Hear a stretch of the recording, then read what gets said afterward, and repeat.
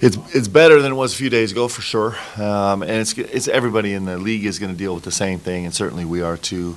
And so you're just scrapping away at every single second where you can to try and be as healthy as you can. But everybody's going to play hurt and play with injured guys, and so we're doing better. I'm really grateful for this week because it at least helps us make some progress.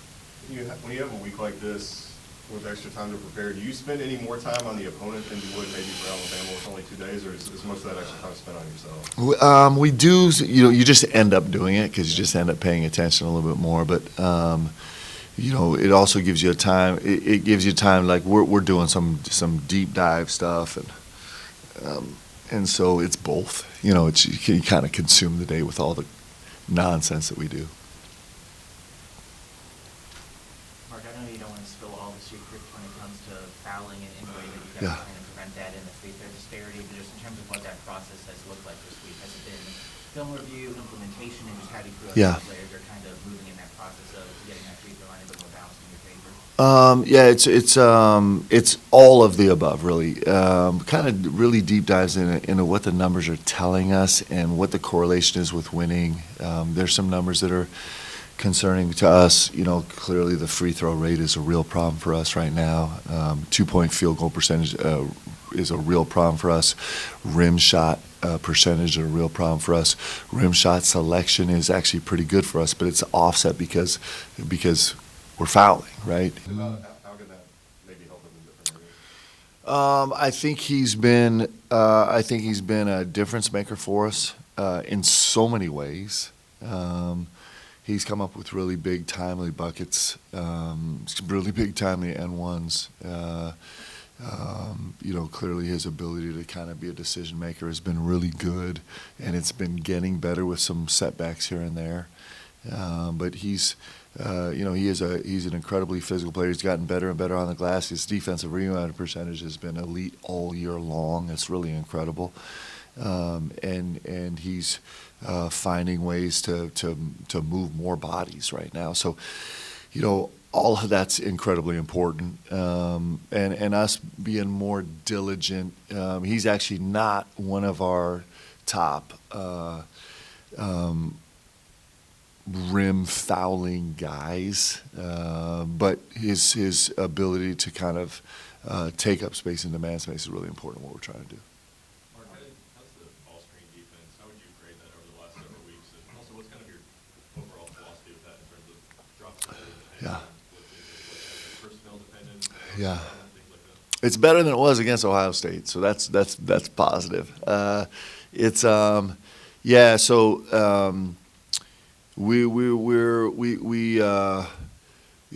As a general philosophy, what we'd like to do is have people take mid-range twos, right? That's what all the numbers say, and that's where you're trying to live. And so, our mainstay is kind of a down weak package. That's what we do.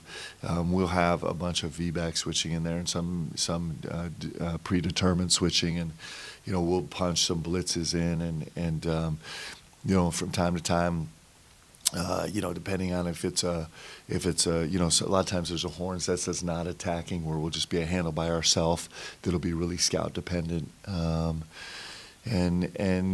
sometimes we'll pre-switch things or try and switch the switch, after the fact. And so there's just so many ways that you're trying to kind of manage ball screens and then trying to do it like in live play as situations arise. Sometimes is like that's the beautiful challenge, right? Can you do it without a timeout? Can you make an adjustment on the fly? Can you do it personnel wise?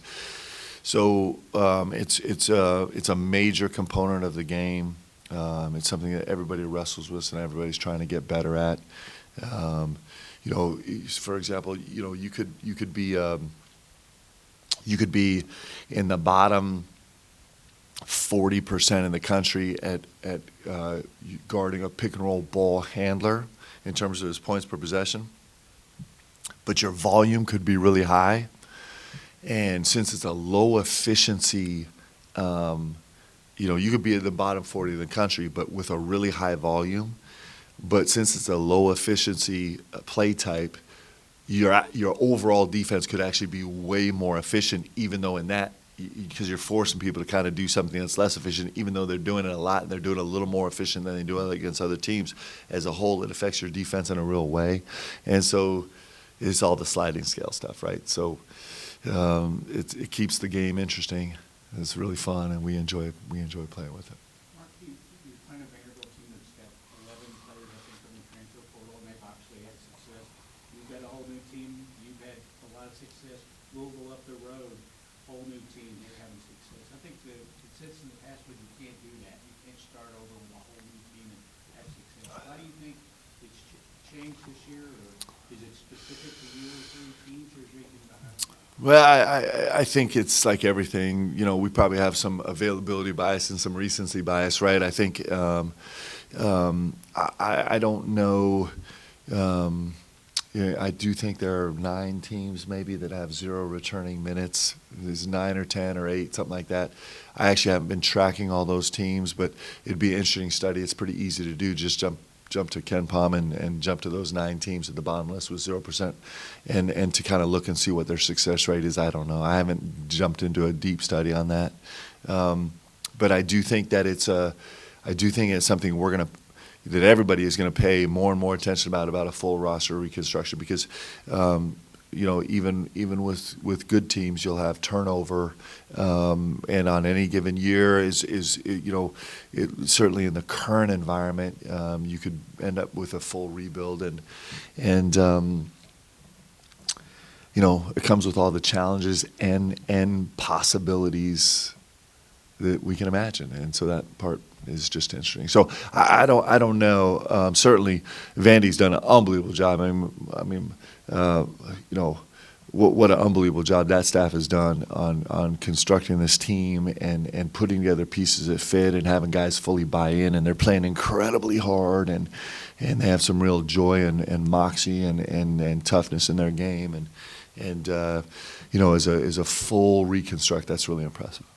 Along those lines, obviously, I'm sure you don't want to start from scratch every single season. How much conscious energy do you and your coaching staff spend on, like, recruiting the guys you have that could maybe come back next season, or is that just kind of a natural offshoot of the program you want to build? I would hope that's a natural offshoot. Is what I would hope. I would hope, you know, that continuity matters also, right? I mean, it all matters. And I think continuity gives you an opportunity to you know, continuity gives you an opportunity to kind of push a little farther down the road, to like go a little deeper with how you play and what you do, and have a little bit longer frame of reference, and so I love coaching guys multiple years. You get to really explore some space. But no, and hopefully that is a natural consequence of running the program great. There's just, you know, there's just so many anomalies, right? It's just like, if you think about why someone chooses a school or chooses to stay at a school or chooses to leave a school, there are like 10 million different reasons that could all be in play. And so it's more of like just a kind of a trend and a vibe and an overall thing. It's you know, the one beautiful thing about this game is you have really small rosters, and you're dealing with really unique individuals, and so every story is different. That's what makes it fun, actually. But yes, I think retention is a win. If you have guys that feel the program and want to stay and want to grow, I think that's a real win. And but everybody's kind of working on their own criteria. I think their tallest player is only 6'9". That obviously lets them play small really quick. What are Yeah. the challenges just playing against a team that plays small? Well, they you know, start with 5 guys on the floor that really shoot it, and they're really, really mobile, you know, and so they force you to guard a lot of space. So all those challenges come with it, but they're also really physical on the glass. I mean, one of the top rebounders in the league is their undersized starting center, right? 99 is he's an unbelievable. You know, he's a second hit guy. So a lot of times, you know, you have that first impact of hit on the glass offensively or defensively, and then it's a race to the ball. Where his second hit, he's creating more space. He's actually not racing to the ball. He's trying to create more space where the ball can come to him. It's really effective. He's got a real knack for it. He's really talented. But that's the biggest thing is it gives them an opportunity to switch a ton when they need switches. It gives them an opportunity to force you to guard a lot of space on the floor. They play with great pace. They're almost 21% of their possessions are in transition.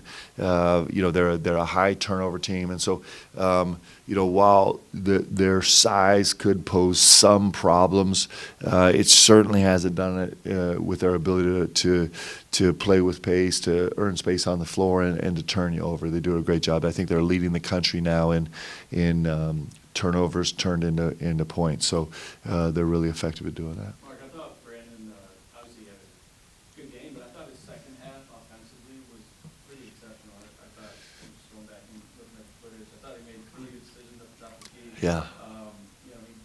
Even just a little handoff, like he was calm and obviously 0 turnovers. I thought his two-man game was really good. Yeah. Couple buckets generated there, and then the give and go from on fighting for the dunk. Yeah. There was one where Kobe, he ran a big role with Kobe, I think, but he was really calling for the ball. Yeah. Sears kind of a good denial, and Yeah. ended up, swinging the. So obviously your best offense isn't just stuffing it down the Brandon, but I feel like there might be something there. Are you seeing that? Yeah. I've been really impressed with what BG turns down. Like his turn down decision making is unbelievable. He loves to track the late pass. He loves it. He fell in love with it early in the season, so he loves to track it. But he's really good at turning it down.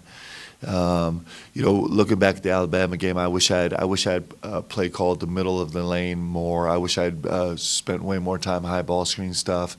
We were getting good action with all of our flow and stack action. I do think there was space the way they had chosen to guard to kind of manipulate the middle of the floor a little bit better, and I thought BG was really good at that.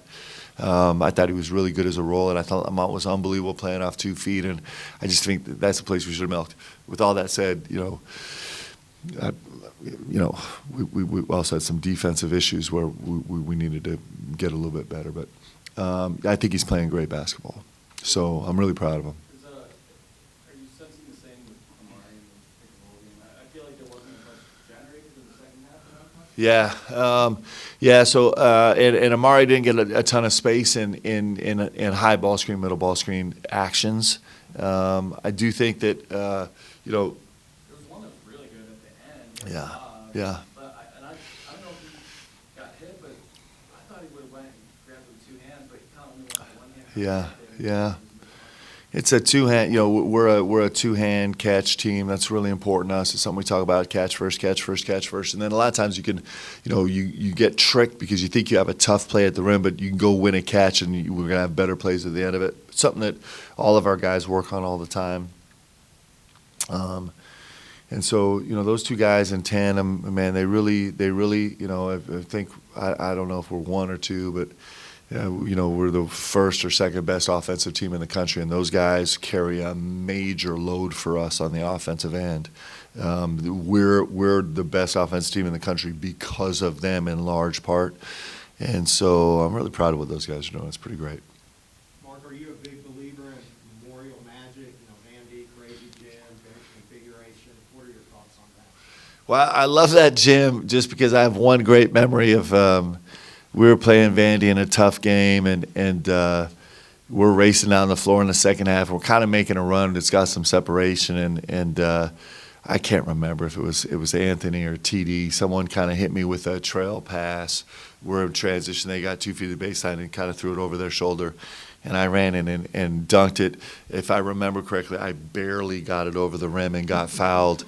And then Coach P was standing right there, and so I got to go chest bump him, and I don't think Coach was super happy about that, but I've always loved the configuration of the gym since that moment. I think it's a great venue. I think it's every venue in this deal is great. It's a little bit of a different vibe for our guys being on the baseline, I think point guards love it because they can't ever hear what the coach is saying, and so they don't have to pay attention. But I think they're letting us roam the sideline all the way to hash now. So, but I do think it's a great venue, and right now the way they're playing, it's a great gym, and I'm sure it'll be sold out like all gyms, and they got some good juice in there, so it should be really fun. Like, you want to play in great places, and I think it's a great place. Do you have a favorite SEC road venue from when you were a player, whether it be the way the fans acted or the configuration, like you said, or just the overall experience? Yeah, man, all the venues are so good. And I have distinct memories. You know, I haven't been in a lot of these venues since I played. And I have distinct memories from almost each one.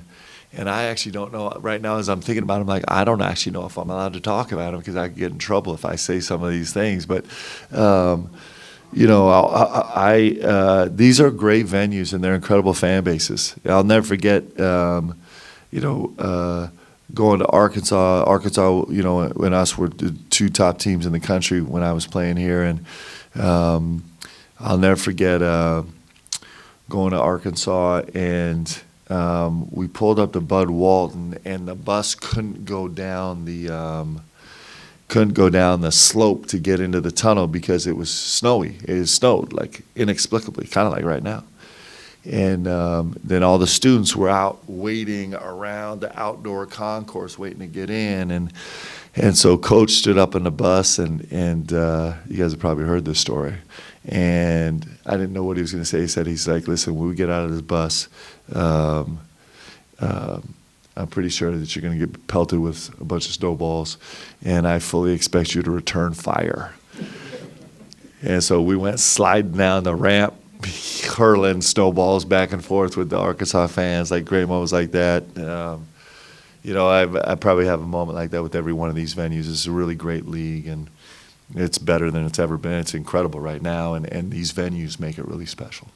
Mark, going back to Brandon, the fact, I know it's still work in progress shooting threes, but the guy who didn't shoot any last year, to be comfortable enough to let him fly, hit a couple, just what's that say about the progress he's made so Yeah. far? Ton of credit to him, ton of credit to Mikael McLean, who's working with him every day, and he's going to be a big time shooter. Like, I'm telling you, it's in his future. Like, I think we felt that way since the summer. He's got a poise and a presentness about him, fearlessness about him when he shoots the ball, and he's got really terrific touch, and he gets great rotation. His balance, he's patient enough to make sure that his balance is solid every single time. He's got all the ingredients of. You see guys a lot. I've seen these guys a ton that are kind of in this big space that just it hasn't been a part of their game, but they're like built to do it. And he's going to shoot the ball better and better and better and better. But he's got a real future. Sometime down the road, 5 years from now, we're going to look at him in the league, and he's going to be like Big Shot Bob. You know, he's going to be one of those guys that just makes shots, and he's going to be known at that, and that's going to be the scout. And I hope that starts on Saturday, but, you know, maybe it'll be a couple weeks. But he's in progress of going there, and so it's going to be fun to see. It's going to be fun to watch because he is just a no-brainer, man. That dude's going to make shots as he grows. It's pretty fun. We know the SEC. We know the SEC can be tough on the road this year, but how do you feel like your guys handle, you know, that Kentucky effect of walking in and everybody being on them, and just putting that aside and focusing on what the guys are doing? Well, I think the guys know it better now, right? They know it, and it's like an added bonus. It's like when you come to Kentucky, you know there's so many great things, and then every day there's something else great that you get from coming here. It's really true. It's true as coach and coaching staff also. It just gets better and better every day, right? And so I think our guys, that's one of the things we're like, wow, I knew this would be great, but this is incredible. This is so great. And so I think our guys right now they just can't wait to get back out on the road and go experience another insane environment and find a way to win. I think, I think that group's built this way where we really love it, and it's a gift. It's one of the gifts about being able to play here is that it doesn't matter where you go. It's like the greatest environment ever, and that's what you want. So we're really blessed to have it. Thanks, guys. Have a great one. Good job, Bob. That's high praise. Yeah.